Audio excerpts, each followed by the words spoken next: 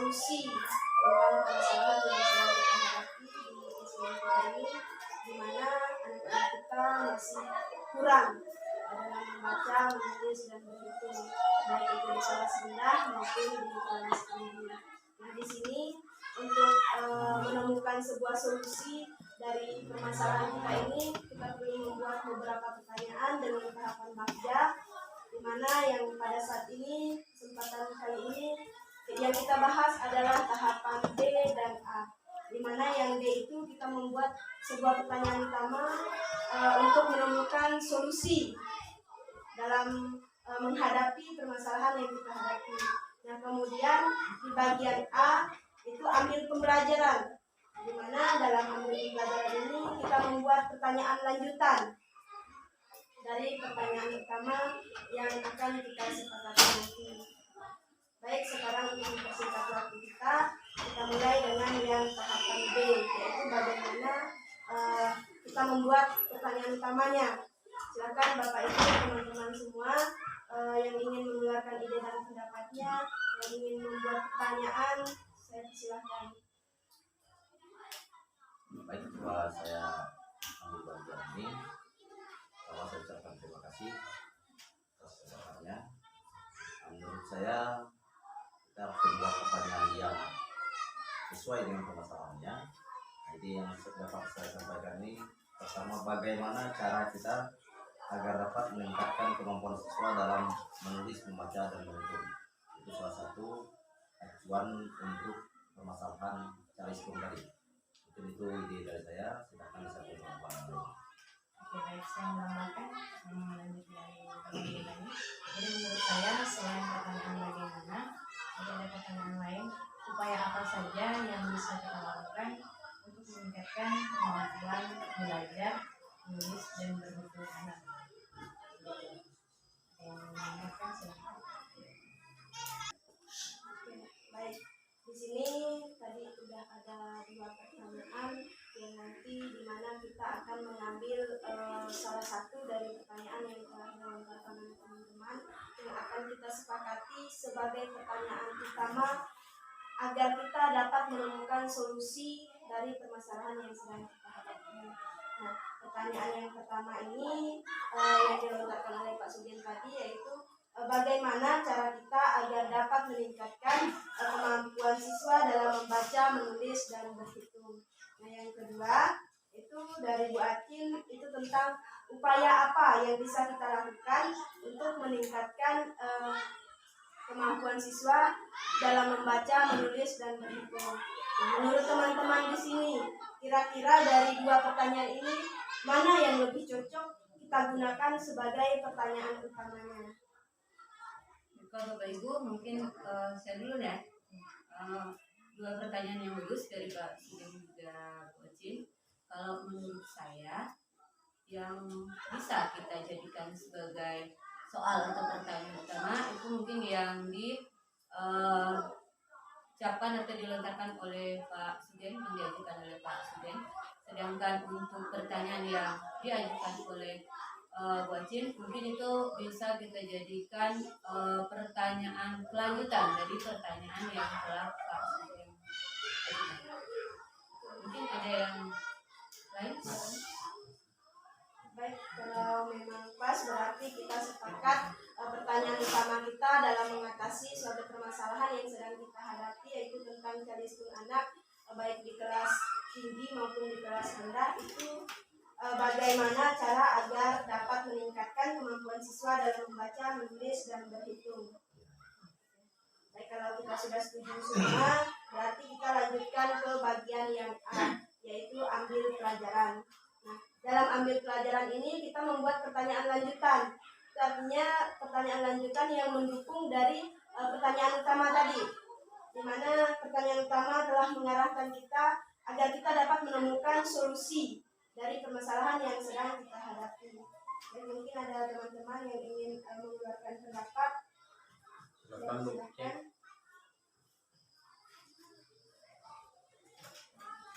Baik, terima kasih. Setelah saya membuat video pertama materi kita setuju bersama, tentu kita juga membuat pertanyaan lanjutannya. Salah satu lanjutan dari pertanyaan ini tentang baik itu siapa yang terlibat, kemudian juga ada strateginya. Salah satunya misalnya siapa yang dapat membantu dalam meningkatkan kemampuan belajar siswa, baik itu menulis, membaca, dan berhitung. Jadi siapa-siapa yang terlibat dalamnya itu mungkin ya kawan-kawan memberi pendapat atau memberi jawaban yang terlibat langsung di dalam pembelajaran baik itu membaca, menulis, dan berhitung. Oke, baik. Apakah semuanya setuju dengan pertanyaan lanjutan ini dengan yang bagian ambil pembelajaran yang telah dikemukakan oleh Pak Sugen, yaitu tentang siapa yang dapat membantu meningkatkan kemampuan belajar murid dalam membaca, menulis, dan berhitung? Kalau setuju, kita coba buat pertanyaan yang kedua sebelumnya nanti kita jawab. Jadi kita buat pertanyaan yang kedua lagi. Mungkin Bapak Ibu yang mau mengeluarkan ide, saya persilahkan. Baik, saya akan menambahkan pertanyaan yang benar ya, nomor pertanyaan terkait dengan permasalahan yang dihadapi kita terkait dengan berhitung. Nah, pertanyaan dari saya, bagaimana strategi pembelajaran agar dapat meningkatkan kemampuan minat anak dalam menulis dan membaca dan berhitung? Mungkin ada tambahan dari kawan-kawan lain.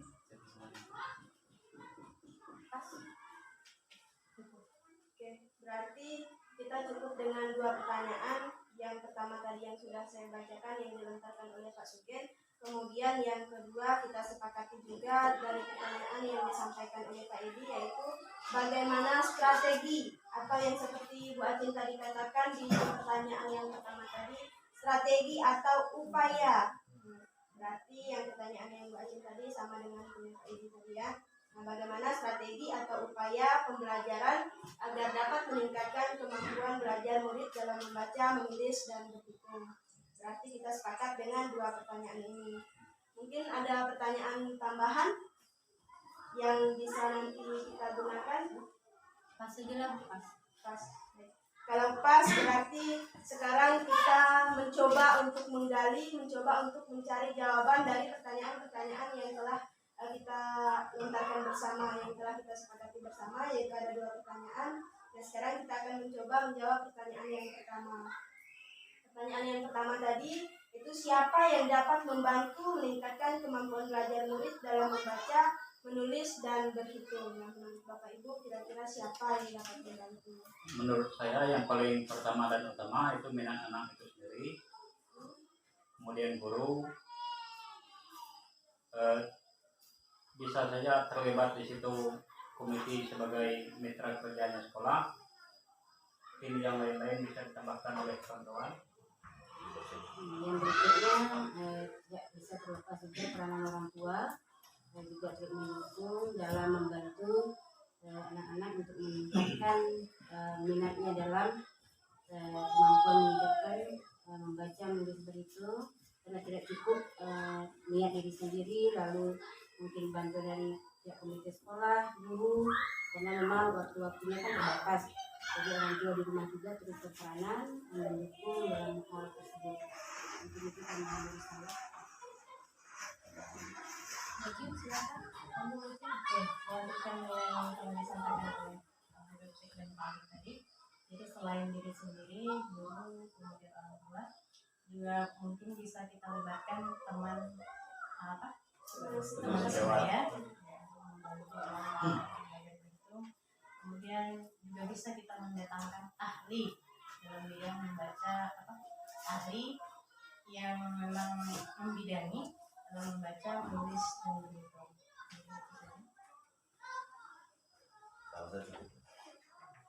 Baik, berarti kita sepakati bersama untuk menjawab pertanyaan yang pertama agar kita menemukan solusinya. Berarti siapa yang dapat membantu meningkatkan kemampuan belajar murid dalam membaca, menulis, dan berhitung? Itu ada yang pertama adalah diri sendiri, kemudian unsur ekstrinsipnya itu mulai dari guru, orang tua, teman sejawat, terus ada komite sekolah, dan ahli yang memang ahli dalam bidangnya, terutama dalam bidang untuk mengajarkan anak itu bagaimana strategi yang tepat dalam membaca, menulis, dan berhitung. Kita kita lanjutkan untuk mencari jawaban yang kedua, mencari solusi bagaimana strategi atau upaya pembelajaran agar dapat meningkatkan kemampuan belajar murid dalam membaca, menulis, dan berhitung. Kita mulai dari yang membaca terlebih dahulu. Kapan, Pen? Mulai dari yang membaca. Baik untuk strategi dalam meningkatkan minat anak dalam membaca untuk kelas rendah ketika 1 sampai kelas 3 misalnya melalui kartu bergambar ya. Jadi kartu bergambar atau flashcard itu salah satu media untuk mempertegas kosakata anak. Mungkin dengan setiap hari dengan meniru atau mencontek tulisan guru di papan tulis, anak-anak kelas rendah itu bisa merasa bosan kan, jadi tidak ada variasinya. Sehingga dibuatlah tadi kartu bergambar atau flashcard. Jadi semangat membaca bagi mereka tinggi lah ya, niat untuk belajar membaca. Terus untuk kelas tinggi mungkin disempatkan kepustakaan, karena di perpustakaan itu tersedia misalnya buku-buku cerita bergambar tadi seperti komik kan, buku-buku dongeng, sehingga setiap hari tidak membosankan mereka hanya membaca buku pelajaran. Jadi ada selang-seling ya, ketika bosan baca buku pelajaran ada buku-buku tersedia di perpustakaan, sehingga minat mereka semakin meningkat dalam hal membaca. Nanti dari saya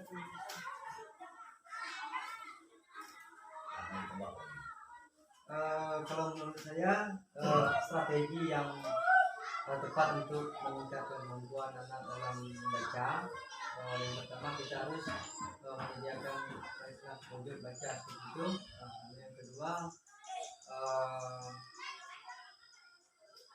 memilih dan memilih buku yang tepat lah untuk anak sesuai dengan tingkatan yang kelas 1 seperti apa sampai kelas 6 seperti itu, yang bertujuan nanti akan membantu mungkin niat anak untuk membaca.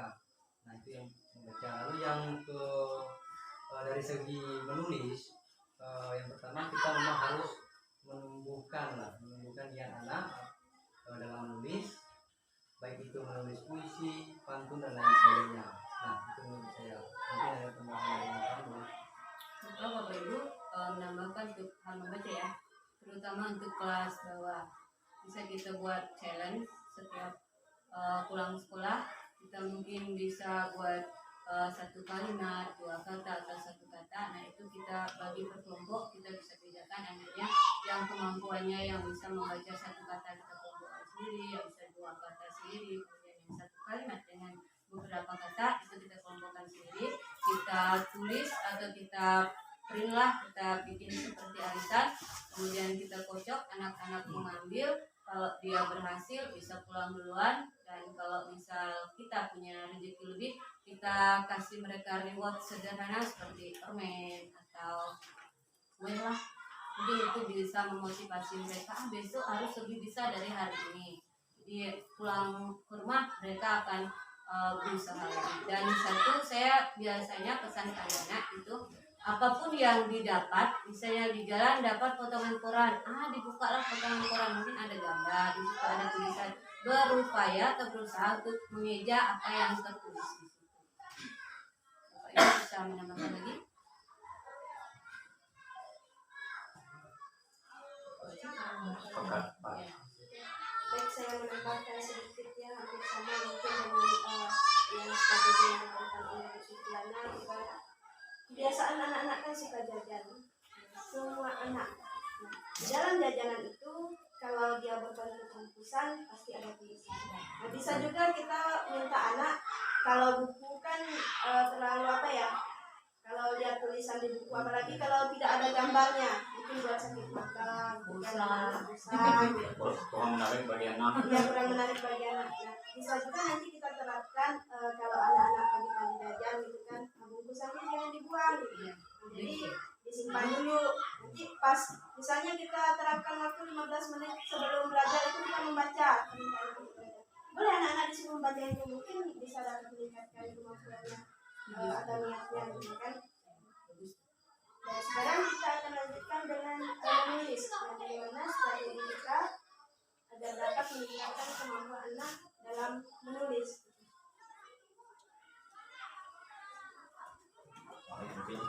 baik, terima kasih.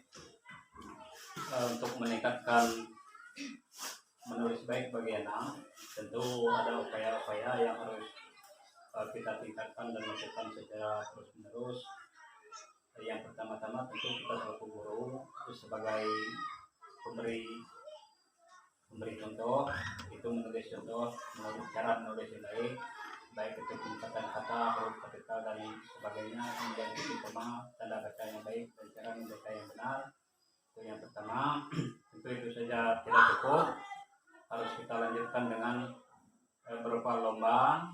Nah, ketika nanti itu di dalam lomba tentu ada anak yang berkemampuan tinggi, ada anak yang berkemampuan rendah. Nah, untuk anak yang berkemampuan tinggi itu harus kita apresiasi berupa pemberian hadiah barangkali, atau hadiah yang sederhana yang kira-kira bisa dicapai oleh kita. Demikian. Saya penambah sedikit langkah menulis ini baik semua setuju, bagus sekali. Kemudian kita juga membiasakan siswa dari dalam menulis itu, membiasakan siswa supaya menulis walaupun zaman sekarang atau orang zaman now atau zaman canggih terkait teknologi, tapi tidaklah salahnya kita membiasakan anak itu menulis.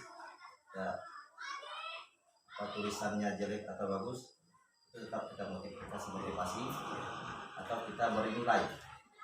Sebagus apa tulisannya, sebagus itulah nilainya. Itu tebak.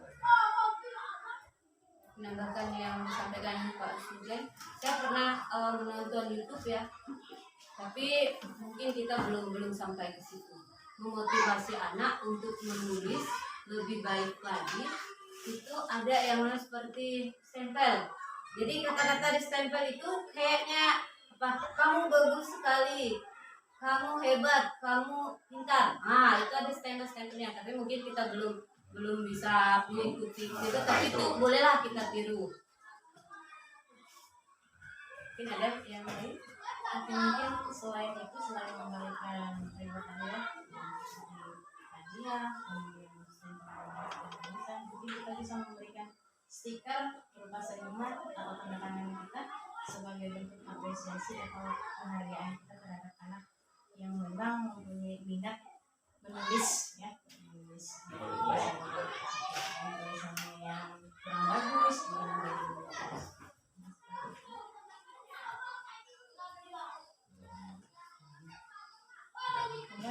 Baik, kalau memang dirasa sudah pas, berarti tadi yang untuk menulis itu ada tanda-tanda yang pertama dari Pak Ibu tadi. Yang pertama kita harus menunjukkan niat anak dulu dalam menulis. Nah, kemudian membiasakan siswa menulis, kemudian membuat stempel sebagai bentuk apresiasi atau stiker atau hadiah lainnya sebagai apresiasi kita untuk memotivasi anak dalam belajar menulis, meningkatkan niatnya lagi, menambahkan niatnya agar berusaha menjadi lebih baik lagi. Nah, kemudian sekarang kita bahas tentang yang berhitung. Nah, bagaimana upaya atau strategi kita agar dapat meningkatkan kemampuan anak dalam berhitung.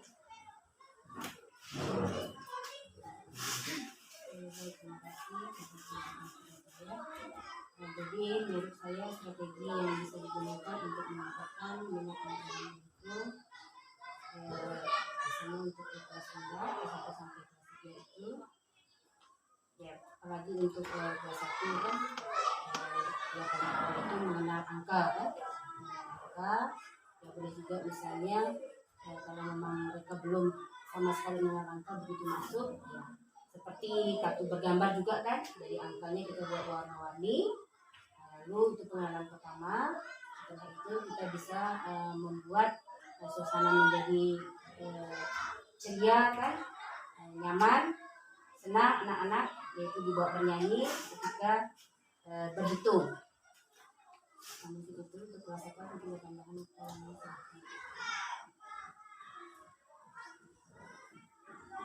Baik, saya menyambung Yusuf. Strategi berhitung di kelas bawah atau kelas atas, selain tadi belajar bernyanyi dan sebagainya, saya juga bisa menggunakan olahraga sederhana yang bisa kita dapatkan di lingkungan kita, misalnya sapu lidi atau tusuk sate, itu bisa dalam hal pengulangan. Ditambah lagi kalau kita pembagian ada buah kerung pipit yang bisa kita manfaatkan, kemudian buah karet bisa juga dijadikan olahraga sederhana. Selain kita menggunakan misalnya dari YouTube, tapi kita sendiri mungkin belum memakai itu sesungguhnya karena keserangan kita terbatas. Kita menggunakan alat-alat lokal atau alat-alat peraga lokal kita gunakan. Silakan disambung yang lain.